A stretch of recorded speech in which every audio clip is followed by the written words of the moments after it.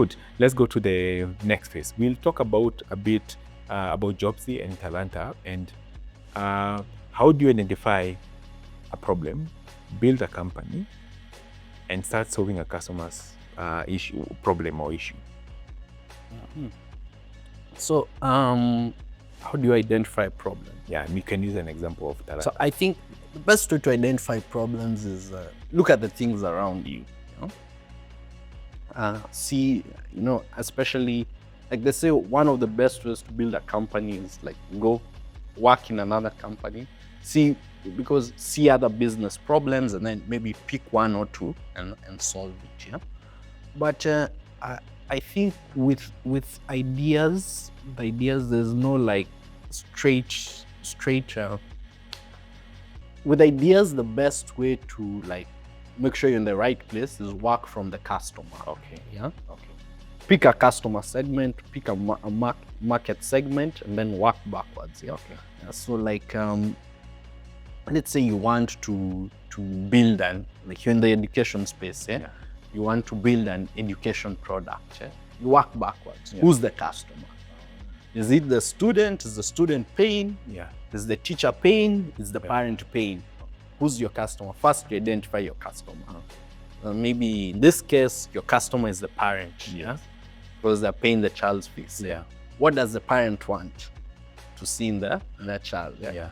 Now, once you're able to work backwards in that way, you tend to build a better solution rather than just say, I want something for students. Yeah. You might assume you might build for students, but remember, students are not your customers. They won't pay. They don't have money to pay. So unless you're building some form of free product that you just want them like to give back to society, you have to work backwards, like from who's your customer, and then you go talk to the customer. Okay. Go talk to the parent and understand, as a parent, what's the main problem you're having with your child education-wise. Then try to dig deep and find the answers. The main problem with customer interviews is, again, most people lie. Okay. And this is the big problem we have, like with startups. I believe in this ecosystem. Like, you build a solution, you go talk to a customer, they tell you, oh, this is so nice. It's really nice. Like, you'll go tell a parent, it's not nice. And when it comes to now paying, they don't want to pay. They won't pay. Okay. So that's the thing. I think you know when you're solving a real problem not by what people tell you, but what people do. Are they paying for your product? Okay. And if they pay, are they paying for it once, or are they continuously paying for it? I get it. Yeah. Now let's go back to the accelerator. What did you learn? You are this young guy who is green, who knows they want to get technology just after Form 4, and you are 17-year-old, and then now you're in an accelerator. So I think before the accelerator, I used to go through business resources. One of my very favorite ones was YC Startup School. So my best lectures were by Sam Altman back in the 2016, 2017, when he was still the president of YC, before he went to run OpenAI and ChatGPT and the like. So those were my best lectures at the time. So I went through a lot of YC Startup School before joining the accelerator. I think what the accelerator did best for me, it pushed me in the Kenyan ecosystem, because we have a very small, tight-knit tech community. Like, almost everyone knows each other and whatnot, but you have to figure out a way to get in. Yeah. So what the accelerator helped me with primarily and taught me the most was like this, how startups actually work in this market, because I had understood it more from a global perspective and whatnot. So this is how startups work specifically in this market. These are the investors. This is your customer base. This is how the market looks on this part of the world and whatnot. So that's what the accelerator did for me, specifically. And if I'm a young guy and I'm there, I have an idea and I want to join one, where do I go to get one? Or do you have examples or a link or a site I can go and check them? Mm-hmm. I think the thing is, it depends on your stage. Biggest challenge with accelerators in our market today is that they say they're early, but they're not very early. So it's very hard to get into an accelerator, get into a local accelerator with just an idea. Okay. So usually what most of these guys want is to see some bit of validation, or to see some bit of traction, to see some bit of growth. The people who get into accelerators with just an idea, second time, third time founders, because they have demonstrated previously that they have the capacity to build. But for idea guys, especially when you're young, when you have very little, what speaks for you the most is your ability to demonstrate that you can actually build and you can actually grow something. Because guys are not very sure. Yeah. So you have to start. Yeah. What do you call it? To showcase. Yeah. What are you supposed to showcase? So this usually my advice for young startup founders. Yeah. First, you need to set up a team, a good team. And the team you set up needs to have the capacity to build, launch, and execute the early growth of your company. So between the guys you're calling co-founders, the 2, 3, 4 people you might team up with, you should have that ability within that team to build the product, to launch it, and to push some early growth, like meet customers and whatnot. So it's you guys to do an assessment, like this is the tech guy who's going to build it, this is the sales marketing guy who's going to grow it, this is the operations guy who's going to make sure everything internally is going smoothly and all that. Then from that, you can now go into an accelerator and tell them, okay, we've established this early traction, we want to scale this. Give us some bit of capital to grow. So you have to do some background work. Yeah. Make sure you have a team so that when you're approaching them, you have the business name and you have the team that you're going to go into. You have the team, yes, and you've actually gone out there, you have a live product that has made some bit of money. Like you've proved that whatever, my idea is not good because I'm telling you it's good, but because I've gone out there and so uses it every day and so is paying me this much for this product. Yeah. Okay. And that's not very hard, and that is also justification for yourself. You can quickly tell yourself, when you go to the market, sometimes you realize that the ideas you had, the thoughts you had, don't really work. So be your thoughts, but the customer is so it. Yeah. Okay. So you can, it also helps you refine and get a much better, like execution is the whole game. There's ideas, they say ideas are probably 1-2% of the work. Yeah. Execution. Many people, execution is the whole game. Like going out there and implementing this, that's where the real work. Good. What have you learned you've been in the startup space since 17. What have you learned, and what is the key 3 points you can advise somebody to be keen on, or your learnings, your take homes journey? I think I've been usually tell these guys, I've been in the startup space for some time now to see actually guys come and go and more guys come. And I think what I tend to realize, especially in this part of the world, is like what counts the most is how long you can keep going. Like running a startup in Kenya, in Africa is very hard. Yeah. And question, why is it hard? Why is running a startup in Africa hard? I think the biggest problem is access to capital. Okay. Yeah. In my mind, could be something else. Because as Africa, as the entire continent of Africa, we raise less than 1% of the VC capital raised globally. Wow. So by virtue of just living in Africa, you get access to 99% of the available capital. You're registered in Delaware, you are good to go. It's not virtue. The companies raise. It's not virtue of being registered in that. Like companies, like if you take the amount of money, all startups raise on the continent, it's less than 1-2% of the money raised. It goes down to globally. Yeah, it's less than 1%. And most of these guys have Delaware companies. The guys within that 1% have Delaware entities. It's not so you could. I think it's that I don't know, and how do I put this? And what you realize, like the main challenge is like, and I think a lot of this is happening on the startup spaces, is like the Mzungu as a service thing and all that. What you realize is a lot of the capital that goes into startups, maybe 60-80% of it is foreign capital. Okay. It's not coming from us. Okay. It's other people outside the continent who bring the money to invest in this startup. Okay. So you have to get good money. would you invest in startups in Africa? I think what we want, the question, and if I personally was to get good money, I would invest. Yeah. But I think what we need to like get people to invest is like we need more success stories. Yeah. I think the challenge is we've had in our market, like even for Kenya, we've never had a unicorn. Yeah. You've never had a sure. We've never had a unicorn. Yeah. There are very few Kenyan startup success stories. Yeah. Why do you think it's Every big guy we had has collapsed within the past 2-3 years. we know the names? Eh? Yeah. Every big guy, all the guys we used to call our Mark Zuckerbergs, our Jeff Bezos, or whatnot, whatever wameenda chini within the past 2 years. Yeah.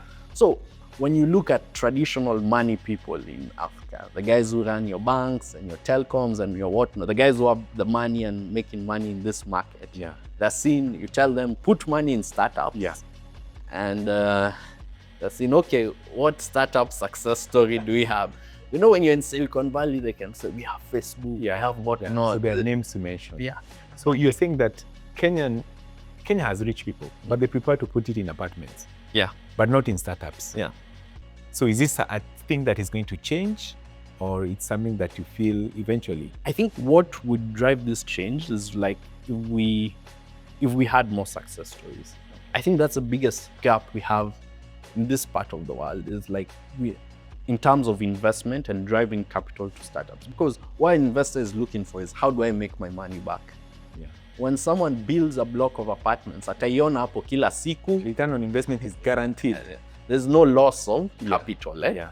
But you know, even the psychology of investing in startups, you know, most startups fail. So ideally what an investor does is you find like 20, 30 really good companies. Yeah. Give them all, you have maybe let's say like $2 million. Yeah. You break it into 100K checks. Yeah. You put it in 20 different companies and hope One of them will. one of the companies reaches maybe a $20 million Yeah. valuation. Then maybe you got that for the 100K for 10%, Yeah. you make your money back. Yeah. So the whole psychology of startups is like betting on one thing. So it's a big shock for our local investor. Like, you're going to tell me I'm going to put money in 20 companies, 19 of the companies will fail. And then one And I'm counting on just one of the companies making money. Yeah. So that's the trouble. And then even that one company, they've not really seen Yeah. these success stories and this, how I'm going to make like, okay, you know, you'll tell them, show me a big startup here. Yeah. Look at that has grown. Yeah. You can probably name a few, maybe one or two fintech ones. Yeah. Any other industry, hakuna. Hakuna. So now, going back to ethics now, the startup has realized investors in the country do not want to invest in these businesses, right? And there are things now that startup founders have started to do, the ethics and ethos of this space. What are the things that you're seeing founders doing to attract money that is not maybe ethical, but is or it's just clever? So one cheeky thing founders do, Yeah. and I've seen this, is like you get to some point you realize your startup doesn't work. Yes. Or your startup won't work. Yeah. And instead of calling it quits and maybe wrapping it up, you transform your business more. Your customer switches. Let's say you're building a product to like help farmers. Yeah. And to like do farming. You get to some point you realize, hey, farmers don't use smartphones and maybe we're not going to get this product to market. So you switch. Now your customer becomes investors, foreign investors and external investor. So your messaging switches and what. So your startup turns into this grant pool, into this investment. So So you cannot find a customer. So your customer now are the investors. So, and that's where I see, your startup transforms into this sinkhole for like I'm missing the right word to use, but generally use your company to raise money and make money for. Wow. So that's what they're doing. What is the impact of this? That's when you see the messes happening. Yeah. Like, that's when you question yourself. Didn't these guys know at 20, by the time they got to maybe 10,000 users that they don't have any unit economics. So, these blunders that happen when someone raised maybe tens or hundreds of millions of dollars. Didn't they really realize these things early on? Yeah. And that's when you realize, like, the startup evolved from actually building To raising a product for customers to building a product for investors. Yeah. So investors want to give money to startups. So you build a nice product for investors. Yes, to invest in. Tell us about the Mzungu as a service. So Does it work? How does it work? I mentioned that most of the startup capital we're getting is foreign. Okay. It's coming from outside the continent. And it's just the science of likability. The same way, even here locally, maybe a Kikuyu businessman would want to invest in another Kikuyu business. Or maybe Modo wa nyumba. They say Modo wa nyumba. Yeah. So even the Mzungus are like, okay, I really don't know Africa. I don't know what goes on in Africa. But I have my friend, guy who looks like me, who's been in Africa for some months, years, speaks my language. We've gone to the same schools, and then he comes to tell us, hey, there's a big problem in the continent, and we can solve it. So it's down to the science of likability. Like, they see someone like them who's been in that space and maybe understands that market better than them. So they're more open to investing in them. So how are the founders taking advantage of this capital? So now, as a founder, you understand that most of the capital is external. And again, it's not a silver bullet, but to improve my odds, let me strategically place someone of that, or let me strategically place that white person within my company to improve the odds of me raising capital from that part of it. So you give them more shares, and then of course you make them a co-founder. Okay, and then automatically the odds increases. If you're at a 10, you go to a 50, 60. I think those statistics that was done some time back. I don't know if it was like 60, 70%. It was a very funny statistic. They were saying like 60, 70% of the capital is going to startups with a white founder or white-led startups, but white people account for 0.0 something percent of the Kenyan population. But they're getting 60. That's where the most money is going. What other thing are the founders doing? Just around the areas of ethics and just raising funds. I've seen people here, oh, there's money in climate tech. Oh, there's carbon credits. Oh, everybody is rushing. What is that? What game are we playing? It's the same thing I was telling you. Designing your startup to attract capital. Okay. Rather than attract customers. Like, like the market has shifted over the years. Like, there was a time guys were big on USAID and whatnot. Early on in the year. So as the market shifts, as you see investor interest in these areas, you shift your company to align with those things. Okay. For example, I think there are 3 major ways you can raise capital. You can raise capital through equity. You can raise capital through grants, and you can raise capital through debt. So you can raise through equity, grant, or debt. Okay. So equity is where you give someone shares. Looking at VCs, whatnot. Grants is where you're given, most people call it free money. So this is where most of your climate tech and your USAID and your NGO money goes through. So when you figure out where that, maybe my customer is not, you tweak. Maybe leo ukosaidia climate, kesho ukosaidia agriculture. Then you pick I know one funny founder who he has like 5 startups designed for different 5 startups just to raise money. This is for different things. He uses each one for specific. He has one in one industry, another in another. Uses them for all those funny maneuvers. But good. It's guys designing their product to attract capital rather than attract customers. Because they've realized, customers don't want this. But I can still sell people on this problem. Farmers don't want my product, but I can still sell them. I can still sell to people who don't really understand the farming market that, there's this problem and whatnot. And I can use that to pull capital. So what's your advice for this startup or this founder who wants to go into that space? They really are starting a business to raise money. they're not starting to solve a problem. They are there to look at, oh, if I just add AI on my company, if I just add climate tech, if I just add, what's your advice to these people? Is it right?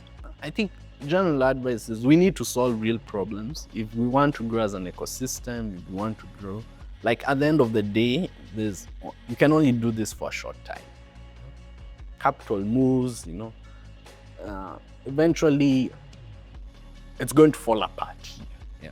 So you're best positioned if you go there and solve a real problem, something that exists, something that people are willing to pay for. No, you're a business. It's not. And if the main business, if you have no real business and you're a business, the business will fall apart. Yeah. And we've seen it with what has happened in most of the many companies who've tried to do this in this market. It's all gone apart at some point. So best way to is just go out there, solve real problems. Okay. Be honest with yourself. Okay, yeah, good. So as we conclude, let's advise this parent, and then we advise this student or this young person, and then we advise that startup founder who wants to use the other route to raise money. Start with the parent. See, general advice for parents is whether you have a kid as young as maybe 1 to 10, maybe 10 to 17, like if you see your child is interested in maybe a certain space, help them get that exposure through any means that may be available to you. Just help them get exposure, help them nurture that dream they have, that goal they have, that passion they have. Just give them any opportunity within your means to like help them develop and nurture that. Wow. It could be through, it could be as simple as giving them access to online resources, taking them to maybe some boot camp, some school or something of the sort that will give them the capacity to nurture that passion or talent they have. So in that space, Elimutab has a hackathon. This is a competition for younger learners from the age of 6 to 17, coming up on the 1st and 2nd of August. Please register, go to elimutab.co.ke and you'll get more details. Make sure you register your child. Now let's talk to this young person. They want to get into tech. Where do they go? Where do they start? The young person getting into tech, like start now. Like don't waste time. Start now. Yeah, just start now. You're a young adult. You have all these resources available to you. I think most people today have access to the internet. If you are watching this, especially, you do have access to the internet. Definitely. Yeah. So you have the capacity to find these resources and take advantage of them. So get started as soon as you can. Yeah. Dive deep. Try to find people around you who share the same interests, share the same passions as you, and grow with them. Find specifically people who are 2-3 steps ahead of you, who can maybe in some capacity hold your hand and guide you through the journey. Okay. Now let's talk finally to the tech founder who really has thought of getting a Mzungu for hire or going in the other direction. What would be your advice? Advice is solve a real problem. Like talk to your customers, understand what your customers need, and solve that problem for you. It might not be as pompous or as exciting as maybe getting $100 $1 million check, but at the end of the day, you're building something strong, something sustainable, something that has the potential to genuinely be really big. You could try to take shortcuts, but at the end of the day, it will fall apart. And you can only do fraud. I was reading, there was a speech given by the president of YC, the current Gary Tan, that being dishonest, being fraudulent can only go so far. And in most cases, it will just fall apart. And there's no need to build your house or build your startup on shaky ground. Wow, very good to end it. Guys, you've had it. Number 1, make sure you solve a problem. You're not building a startup to raise money. Number 2, do not pick the side that is the bad side. Is it the black side or the bad side of raising capital, where you're raising capital just to get money and not create a solution for a problem that you're seeing in the market. Number 3, if you're a parent and you have a child and you want to support them in the technology space, please just write a check, invest in the startup, be the first to put money in the startup. Number two, if you can possibly expose them as much as possible to the programs and to boot camps and even to accelerators, please support them to get in there, because you never know, they'll be the next unicorn. Thank you very much. Thank you very much, Matt. Thank you. Asante sana. We'll speak more. Yeah. And what do you say to our guests? Yeah, go out there, build amazing things, build great products. You know, we all need to come together and make Kenya work. Good. See you next time. Let's continue raising geniuses one episode at a time. Thank you.